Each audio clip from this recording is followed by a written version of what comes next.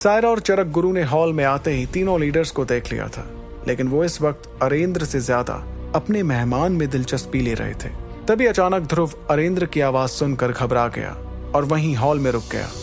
उसके रुकने पर सायरा ने चैन की सांस ली और अरेंद्र से मुस्कुराते हुए कहा, हम बस हमारे खास मेहमान को दरवाजे तक छोड़कर आ रहे थे।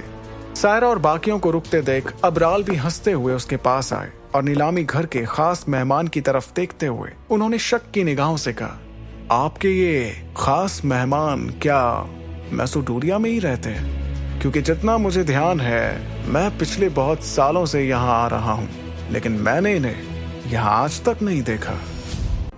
अबराल के सवाल पर चरक गुरु ने कहा, अबराल जी, ये जनाब दरबार नीलामी घर के खास मेहमान हैं। इतना कहकर चरक गुरु ने अबराल आमिश को इशारा कर दिया था कि वो उनसे ज्यादा सवाल ना करे, और अबराल चरक गुरु के चेहरे से इस बात को समझ भी गए थे। उन्होंने मन में सोचा, आखिर कौन है ये आदमी जिसके लिए चरक गुरु मुझसे ऐसे बात कर रहे हैं? मुझे इसका पता लगाना ही होगा। अबराल की बात का जवाब सुनकर अरेंद्र ने अपना सवाल अपने मन में ही रखा। इस काले कपड़े से ढके हुए आदमी को देखने की इच्छा तो अरेंद्र की मन में थी, लेकिन उसे लगा शायद इसका ओहदा कुछ ज्यादा ही बड़ा था, इसलिए वो चुपचाप मुस्कुराते रहे। तभी अचानक उस खास मेहमान ने अरेंद्र से कहा, आप शौर्य दल के लीडर अरेंद्र है ना? उस बूढ़ी आवाज को सुनकर अरेंद्र चौंक गए कि आखिर ये खास मेहमान उन्हें कैसे जानता था। तभी उस हकीम ने अपनी बात आगे कही, मैंने सुना है कि आपका बेटा अमृतधारा की मदद से 9 सितारों तक पहुंच गया। ये सचमुच ताज्जुब की बात है। अपने बेटे की बढ़ाई सुनकर अरेंद्र ने मुस्कुराते हुए हकीम से कहा, मेरे बेटे की किस्मत बहुत अच्छी है। अरेंद्र की बात सुनकर उस हकीम ने जवाब में कहा, किस्मत ताकत का ही एक हिस्सा होती है। अगर फिर कभी हो पाया तो मैं आपके बेटे से जरूर मिलना चाहूंगा। कौन जानता, शायद वो भी हकीम बनने के काबिल हो। अरेंद्र इस बात को समझ नहीं पाए थे, लेकिन इस बात का मतलब पूछकर वो उस खास मेहमान का अपमान नहीं करना चाहते थे, इसलिए उन्होंने मुस्कुराते हुए कहा, जी जरूर, अगर भविष्य में कभी मौका मिला तो मैं आपको अपने बेटे से जरूर मिलवाऊंगा। इतने में हकीम ने सायरा की ओर देखते हुए कहा, मुझे दरवाजे तक छोड़ने की जरूरत नहीं है, मैं खुद ही चला जाऊंगा। वैसे भी मुझे काम है, आप लोग अपनी बातचीत जारी रखिए। ये कहकर वो हकीम मतलब कि ध्रुव उस जगह से चलता बना। उसने सायरा के जवाब का इंतजार भी नहीं किया। हकीम के जाने के बाद अरेंद्र ने सायरा और चरक गुरु की तरफ देखा। उनकी आंखों में जलन साफ समझ आ रही थी। तभी सायरा ने अरेंद्र से एक सवाल किया, अरेंद्र जी, क्या आप इन्हें जानते हैं? इस बात का जवाब देते हुए अरेंद्र ने अपना सर हिलाते हुए कहा, नहीं तो, बल्कि मैं तो इनसे पहली बार मिला हूं। यह सुनकर मन ही मन वहां खड़े लोगों ने सोचा कि सच में शौर्य परिवार किस्मत वाले थे।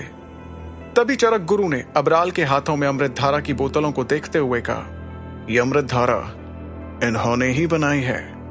यह सुनकर सभी हैरान हो गए। क्या इतनी बेशकीमती अमृतधारा सच में उस अनजान हकीम ने बनाई थी? लेकिन फिर अरेंद्र के चेहरे पर एक बड़ी सी मुस्कुराहट आ गई। उन्होंने ध्यान नहीं दिया था कि वो खास मेहमान इतना बड़ा हकीम भी हो सकता था। वहीं दूसरी ओर नीलामी घर से बाहर आने के बाद ध्रुव कुछ देर तक सड़कों पर घूमता रहा।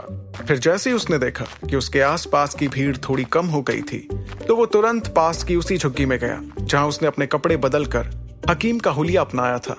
झुग्गी में काले कपड़े उतारते ही ध्रुव ने विदुर से सवाल किया, आचार्य, आप तो मुझे मरवा ही देते, आपको क्या जरूरत थी पिताजी से बात करने की?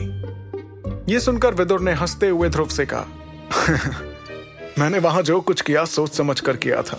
और सच बताओ, हकीम के भेष में पिताजी से बात करने की इच्छा तो तुम्हारी भी हो रही थी, मैं जानता हूं। ध्रुव ने विदुर की बात सुनकर यह सोचा कि उसकी बात में दम तो था। फिर अपने झूले में से करिश्माई पाउडर का सारा सामान निकालते हुए ध्रुव ने अपनी जेबों में भर लिया।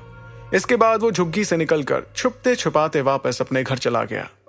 करिश्माई पाउडर बनाने का सारा सामान, यानी कि 50 साल पुराने 4 नीले गुलाब, सांप के जहर वाले 2 फल, 20 साल पुरानी आयुर्वेदिक धूप का एक गुच्छा और एक जल मूल शक्ति का जादुई पत्थर इस वक्त उसके सामने रखा हुआ था। सारे सामान को एक बार फिर ध्यान से देखकर ध्रुव ने अपनी अंगूठी में देखते हुए कहा, आचार्य, आपने जो भी मांगा था वो सब हमारे पास है। क्या अब हम करिश्माई पाउडर बनाना शुरू कर सकते हैं?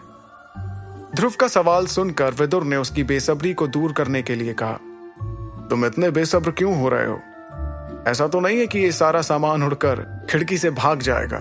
अभी समय है, और इतना तो तुम भी जान गए हो कि कोई चीज बनाने के लिए मुझे ध्यान में जाना पड़ता है। अभी कोई भी कभी भी हमारे कमरे में आ सकता है।